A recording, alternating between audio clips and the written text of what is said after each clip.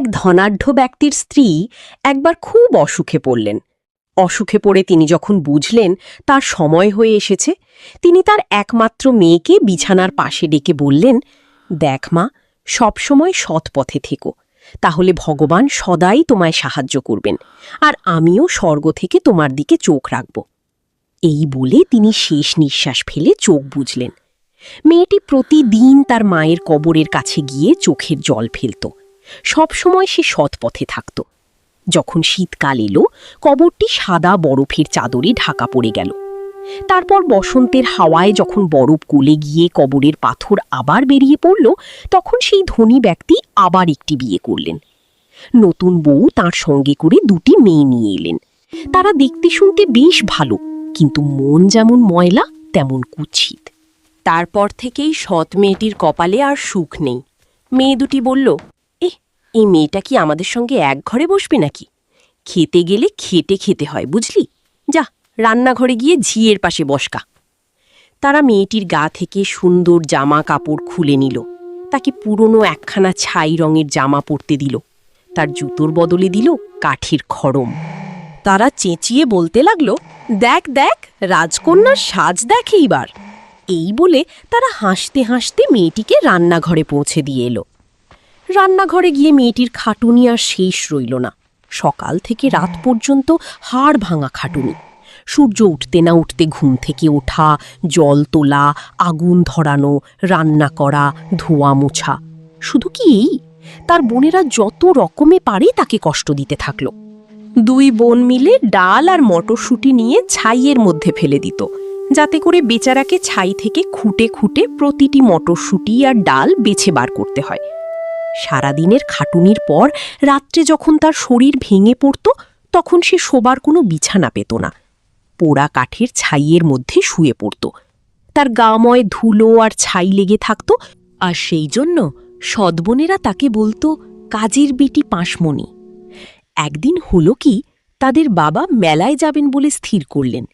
তিনি তার সৎ মেয়ে দুটিকে জিজ্ঞেস করলেন মেলা থেকে তাদের জন্য কি আনবেন। একজন বলল দামি কাপড়, আর একজন বলল মুক্তো আর জহরত। আর পাঁশমণি, তোমার কি চাই? পাঁশমণি তখন বলল, আপনি যখন বাড়ি ফিরবেন বাবা, তখন আপনার টুপির গায়ে প্রথম যে গাছের ডাল লাগবে সেটি ভেঙে আনবেন। তারপর মেলা থেকে দুই সৎ মেয়ের জন্য তিনি সুন্দর সুন্দর পোশাক, মুক্তো আর হিরে নিয়ে ফিরলেন। আর ফেরবার পথে ঘোড়ার পিঠে করে যখন তিনি একটি জঙ্গলের মধ্যে দিয়ে যাচ্ছিলেন, তখন হেজেল বাদামের একটি ডাল লেগে তার টুপিটা পড়ে গেল। তিনি ঘোড়া থামিয়ে সেই হেজেল বাদামের ডালটা ভেঙে নিয়ে চললেন। বাড়ি পৌঁছে তিনি সৎ মেয়ে দুটি যা চেয়েছিল তাদের তাই দিলেন, আর পাঁশমণিকে দিলেন সেই হেজেল গাছের ডাল। পাঁশমণি বাবাকে ধন্যবাদ জানিয়ে মায়ের কবরের কাছে গেল। সেখানে সেই ডালটা গুঁজে দিল। তারপর এত কাঁদল যে তার চোখের জলে মাটি ভিজে গেল, আর সেই ভিজে মাটির মধ্যে হেজেল ডালে শিকড় গজালো। সেই ছোট্ট শাখা থেকে তার মায়ের কবরের উপর সুন্দর একটি হেজেল গাছের সৃষ্টি হল। তারপর থেকে পাঁশমণি রোজ 3 বার করে কবরের কাছে যেত। সেখানে গিয়ে সে কাঁদত আর প্রার্থনা জানাত। প্রতিদিন যেই পাঁশমণি সেখানে যেত, অমনি কোথা থেকে একটি ছোট্ট সাদা পাখি এসে বসত গাছের ওপর। আর যখনই পাঁশমণি কিছু চাইত, সেই পাখি গাছের ওপর থেকে সেই জিনিসটি নিচে ফেলে দিত। একবার হলো কি, সেই রাজ্যের রাজা ঘোষণা করে দিলেন 3 দিন ধরে এক মস্ত উৎসব হবে। তাতে রাজ্যের যত সুন্দরী মেয়ে আছে সবার আশা চাই, রাজপুত্র তাদের মধ্যে থেকে নিজের বউ বেছে নেবেন। সৎ বোন দুজন যখন শুনল রাজবাড়িতে তাদেরও নিমন্ত্রণ হয়েছে, তারা আনন্দে নিচে উঠল। তখন তারা পাঁশমণিকে ডেকে বলল, আমরা রাজবাড়িতে নিমন্ত্রণ খেতে যাচ্ছিল, আমাদের চুল আঁচড়িয়ে দে, জুতো পালিশ করে দে, ফিতে বেঁধে দে। পাঁশমণিও হুকুম তামিল করল, চুল আঁচড়ে দিল, জুতো পালিশ করে দিল, ফিতে বেঁধে দিল। তারপর সে কাঁদতে লাগল। তার ইচ্ছে হচ্ছে ওদের সঙ্গে সেও রাজবাড়িতে যাবে। সৎমার কাছে গিয়ে অনুমতি চাইতে সৎমা বললেন, তুমি যাবে পাঁশমণি? সারা গা তোমার ধুলো আর ছাইয়ে ভর্তি, তুমি যাবে রাজবাড়ির উৎসবে? তোমার না আছে পোশাক, না আছে জুতো, তুমি যেতে চাও রাজবাড়িতে নাচের আসরে? কিন্তু পাঁশমণি নাছোড়বান্দা, সে তো যে কোনোভাবেই যাবে। শেষে সৎমা রেগে বললেন, এই নাও, এক থালা ডাল দিলুম, বাছো বসে। 2 ঘন্টার মধ্যে যদি সমস্ত ডাল বেছে রাখতে পারো তো তোমায় যেতে দেব। এই বলে সেই এক থালা ডাল ছাইয়ের মধ্যে ছড়িয়ে দিয়ে চলে গেলেন। মেয়েটি খিড়কির দরজা দিয়ে বাগানে গিয়ে ডাকল, পায়রামণি, ঘুঘুমণি, আকাশের যত পাখি, এসো, তোমরা আমায় বাঁচাও। ডালগুলি খুঁটে খুঁটে দাও মোর থালে, খারাপ রহিবে যাহা রেখো নিজ গলে। অমনি 2টি সাদা পায়রা রান্নাঘরের জানলা দিয়ে উড়ে এলো। তাদের পিছনে ঘুঘুরা আর আকাশের যত ছোট ছোট পাখি। তারা বসে গেল সবাই 5 গাদার ওপর। পায়রা 2টি ঘাড় নেড়ে শুধু একবার দেখিয়ে দিল, খট খট খট, আর অমনি সবাই খুঁটে তুলতে লাগলো। যত ডাল ছিল তার ভালো ডালগুলি বেছে বেছে থালায় জমা করতে লাগলো। 1 ঘন্টাও লাগলো না, কাজ শেষ করে তারা উড়ে চলে গেল। তারপর মেয়েটি তার সৎমার কাছে থালা নিয়ে গেল।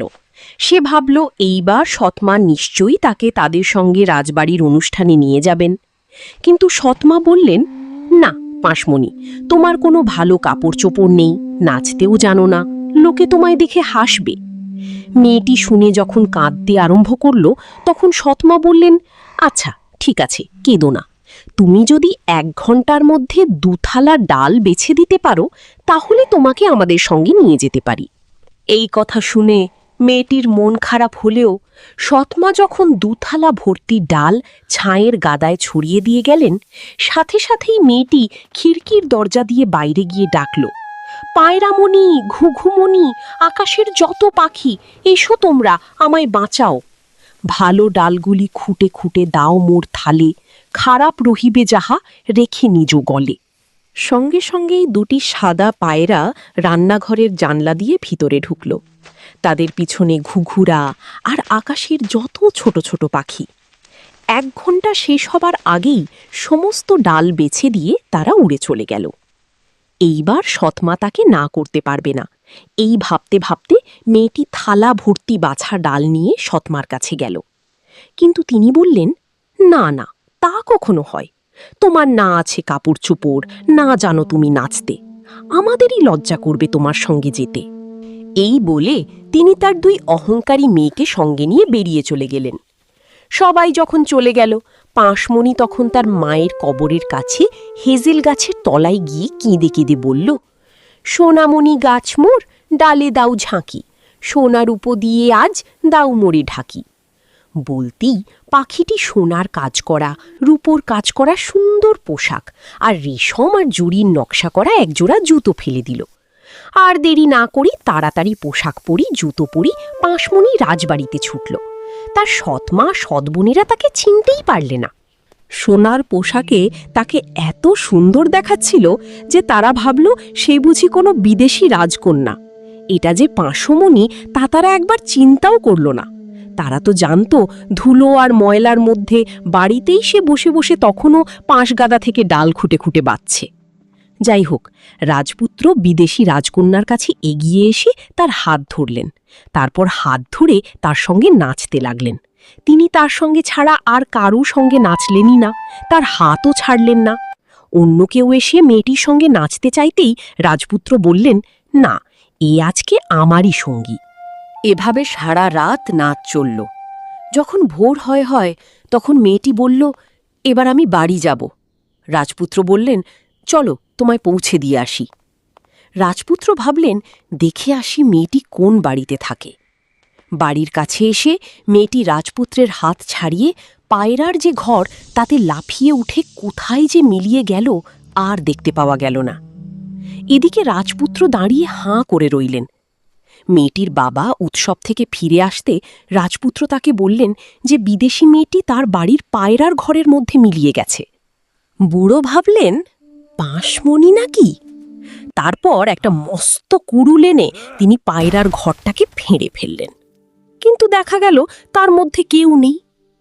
বাড়ির ভিতরে ঢুকে তিনি দেখলেন পাঁশমণি তার ময়লা কাপড়ে ছাইয়ের মধ্যে পড়ে ঘুমোচ্ছে, আর চুনির ওপর মিটমিট করে জ্বলছে একটা তিলের আলো।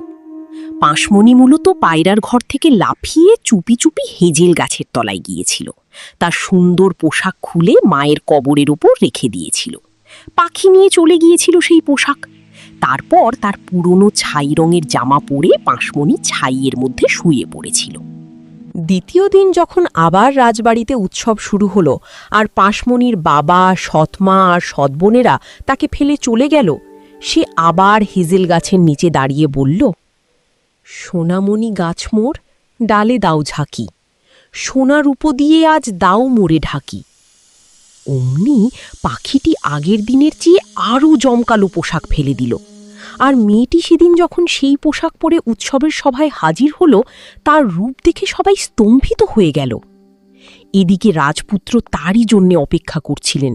সে আসতেই তার হাত ধরে তাকে নাচতে নিয়ে গেলেন। পাশমণিও রাজপুত্র ছাড়া আর কারো সঙ্গে নাচল না। কেউ এসে মেয়েটিকে তার সঙ্গে নাচতে বললেই রাজপুত্র বললেন, না, ও আজকে আমারই সঙ্গী। আস্তে আস্তে রাত শেষ হয়ে এলে মেয়েটি যেতে চাইল। রাজপুত্র তার সঙ্গে চললেন কোন বাড়িতে সে যায় দেখবার জন্যে। কিন্তু বাড়ির কাছে এসেই মেয়েটি লাফিয়ে বাগানে ঢুকে পড়ল। সেখানে ছিল পাকা নাশপাতি ভরা মস্ত এক নাশপাতি গাছ। মেয়েটি টপ করে সেই গাছে উঠে পড়ল যেন কাঠবেড়ালির মতো। তারপর আর তাকে দেখা গেল না। রাজপুত্র দাঁড়িয়ে হাঁ করে রইলেন। মেয়েটির বাবা ফিরতে তাকে বললেন, অজানা মেয়েটি আমার হাত ছাড়িয়ে আপনার নাশপাতি গাছের উপরে উঠে মিলিয়ে গেছে। বুড়ো ভাবলেন, পাশমণি নাকি? তিনি একখানা কুরুল আনিয়ে গাছটাকে কেটে ফেললেন, কিন্তু গাছে কাউকে দেখতে পাওয়া গেল না। বাড়ির মধ্যে ঢুকে দেখা গেল পাঁশ গাদার মধ্যে পাশমণি অন্য দিনেরই মতো শুয়ে রয়েছে। মূলত সে গাছ থেকে চুপি চুপি নেমে পড়ে হেজেল গাছের পাখিকে তার পোশাক ফেরত দিয়ে তার ছাই রঙের জামা পরে এসে শুয়ে পড়েছিল। তৃতীয় দিনও যখন তার বাবা মা আর বোনেরা চলে গেলেন, পাশমণি আবার তার মায়ের কবরের কাছে গিয়ে বলল, সোনামণি গাছ মোর ডালে দাও ঝাঁকি, সোনারূপো দিয়ে আজ দাও মোরে ঢাকি। অমনি পাখি এমন এক পোশাক উপর থেকে ফেলে দিল যে অমনটি কেউ কোনোদিন চোখে দেখেনি। জুতো জোড়ার সমস্তটাই খাঁটি সোনার। এইসব পরে মেয়েটি যখন উৎসব সভায় হাজির হল, সকলে নির্বাক হয়ে তার দিকে তাকিয়ে রইল।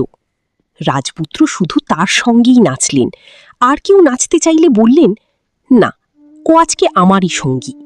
তারপর রাত্রি শেষে মেয়েটি যখন ফিরতে চাইল, রাজপুত্র আগের রাতের মতো আজও চাইলেন তার সঙ্গে যেতে। কিন্তু মেয়েটি এত জোরে ছুটল যে রাজপুত্র তার সঙ্গে পা রেখে চলতে পারলেন না। এদিকে রাজপুত্র আগে থেকেই একটা ফন্দি করে রেখেছিলেন।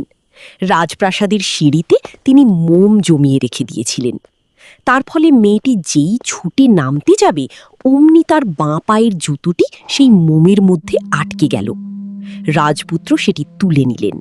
দেখলেন ছোট্ট সুন্দর একটি জুতো, আগাগড়া সোনার তৈরি। পরদিন সকালে তিনি সেটি নিয়ে পাশমণির বাবার কাছে হাজির হলেন। বললেন, এই সোনার জুতো যার পায়ে বসবে সেই আমার বউ হবে, আর কেউ নয়। শুনে দুই সৎ বোন খুশিতে আত্মহারা হয়ে উঠল, কারণ দুজনেরই ছিল সুন্দর পা। তারপর বড় মেয়ে জুতো নিয়ে ঘরে গেল পরবে বলে। মা পাশে দাঁড়িয়ে দেখতে লাগলেন। দেখা গেল তার পায়ের বুড়ো আঙুল এত বড় যে পা জুতোই ঢোকে না। তার মা তার হাতে একটা ছুরি দিয়ে বললেন, বুড়ো আঙুল কেটে ফেল, রানী হলে তোমায় আর হাঁটতেই হবে না। তারপর মেয়েটি বুড়ো আঙুল কেটে জোর করে জুতোর মধ্যে পা ঢুকিয়ে মুখ টিপে ব্যথা সহ্য করে রাজপুত্রের সামনে এসে হাজির হল। রাজপুত্র তাকে ঘোড়ায় তুলে বিয়ে করতে নিয়ে গেলেন। পথে পড়ল পাশমণির মায়ের কবর। সেখানে হেজেল গাছের ডালে দুটি পায়রা বসেছিল। তারা বলে উঠল, পিছু ফিরে দেখ কুমার, পিছু ফিরে চাও, রক্ত ঝরে পথ পড়ে দেখিতে না পাও। জুতাটি যেমন ছোট, পা হবে তেমনই ছোট, সে হলো তোমার বউ, তারই নিয়ে যাও। তখন রাজপুত্র মেয়ের পায়ের দিকে তাকিয়ে দেখলেন টপ টপ করে রক্ত পড়ছে। কাজেই তিনি ঘোড়া ফিরিয়ে নকল বউকে বাড়ি নিয়ে এসে বললেন, শুনুন, আমি যাকে খুঁজছি এ মেয়ে সে মেয়ে নয়। তারপর মেজো বোনের জুতো পরবার পালা। সে ঘরে জুতো নিয়ে এলো পরতে। কোনো রকমে আঙুলগুলো তো ঢুকলো, কিন্তু গোড়ালি আর ঢোকে না। তার মা তার হাতে একটা ছুরি দিয়ে বললেন, গোড়ালির খানিকটা কেটে ফেল, রানী হলে তোমায় আর হাঁটতে হবে না। মেয়েটি গোড়ালি থেকে এক চাকলা মাংস কেটে জোর করে জুতোর মধ্যে পা ঢুকিয়ে দিলে আর মুখ টিপে ব্যথা সহ্য করে রাজপুত্রের সামনে হাজির হলো। রাজপুত্র তাকে নিজের ঘোড়ায় বসিয়ে বিয়ে করতে নিয়ে গেলেন। আবার সেই কবরের কাছে যখন তারা এসে পৌঁছলেন, তখন হেজেল গাছের সেই পায়রা দুটি বলে উঠল, পিছু ফিরে দেখ কুমার, পিছু ফিরে চাও, রক্ত ঝরে পথে পড়ে দেখিতে না পাও। জুতাটি যেমন ছোট, পা হবে তেমনই ছোট, সে হলো তোমার বউ, তারে নিয়ে যাও। তখন রাজপুত্র তার পায়ের দিকে তাকাতেই দেখলেন রক্তের ধারা বইছে, মোজাতেও রক্তের ছোপ। তখন তিনি ঘোড়ার মুখ ফিরিয়ে নকল বউকে তার বাড়িতে নিয়ে এলেন। বললেন, শুনুন, আমি যাকে খুঁজছি এ মেয়েও সে মেয়ে নয়। আর কি তোমার কোনো মেয়ে নেই? বুড়ো জবাব দিলেন, না, শুধু আমার আগের পক্ষের স্ত্রীর একটি মেয়ে আছে। সে ছোট মানুষ, ঝিয়ের কাজ করে, সে রাজার বউ হতে পারে না। রাজপুত্র বললেন, তাকে ডেকে পাঠাও। তখন সৎমা বললেন, না না রাজকুমার, সে অসম্ভব নোংরা মেয়ে, তাকে মানুষের সামনেই আনা যায় না। কিন্তু রাজপুত্র নড়বার পাত্র নন, তার হুকুম অটল। কাজেই পাঁশমণিকে ডেকে পাঠাতে হলো। পাঁশমণি হাত মুখ ধুয়ে রাজপুত্রের সামনে এসে নিচু হয়ে তাকে অভিবাদন করল। রাজপুত্র তার হাতে সোনার জুতোটি দিলেন। মেয়েটি তক্তার উপর বসে তার পা থেকে কাঠের খড়ম খুলে ফেলে জুতোটা পরল। পরতেই চমৎকার কাঁপে কাঁপে মিলে গেল। মেয়েটি উঠে দাঁড়াতে রাজপুত্র যখন তার মুখের দিকে তাকালেন, তখনই যে সুন্দরী মেয়ের সঙ্গে তিনি নেচেছেন তাকে চিনলেন আর বললেন, হি হি, এই আসল বউ। এই সব দেখে সৎ মা আর সৎ বোনেরা হতাশ হয়ে গেল। রাগে তাদের মুখ হয়ে গেল সাদা। রাজপুত্র পাশমণিকে ঘোড়ার পিঠে তুলে নিয়ে চলে গেলেন। যখন তারা হেজেল গাছের কাছ দিয়ে যাচ্ছিলেন, দুটি পায়রা গেয়ে উঠল, পিছু ফিরে দেখ কুমার, পিছু ফিরে চাও, রক্ত ঝরে না আর দেখেছ কি তাও। জুতাটি যেমন ছোট, পা হলো তেমনই ছোট, সে হলো তোমার বউ, তারই নিয়ে যাও। এই গান গেয়ে তারা দুটিতে উড়ে এসে পাশমণির দু কাঁধে বসল, একটি ডান কাঁধে আর একটি বাঁ কাঁধে। পরদিন যখন বিয়ে শুরু হবে, সেই সময় দুই দুষ্টু বোন রানীর অনুগ্রহ পাবার জন্যে আর তার ধনে ভাগ বসাবার আশায় তাড়াতাড়ি ছুটে এলো। বিয়ের বর কনে যখন গির্জে ঢুকবে, কনের ডান পাশে দাঁড়ালো বড় বোন, কনের বাঁ পাশে দাঁড়ালো মেজ বোন। পায়রা দুটি অমনি দু বোনের একটি করে চোখ খুবলে তুলে নিল। তারপর যখন গির্জে থেকে বেরোচ্ছে, তখন বড় বোন বাঁ পাশে দাঁড়ালো, মেজ বোন ডান পাশে।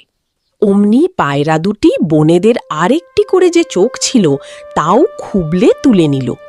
তাদের দুষ্টুমি আর কপটতার জন্যে তাদের দু চোখই কানা হয়ে গেল। সারা জীবন তারা ওই পাপ ভোগ করল।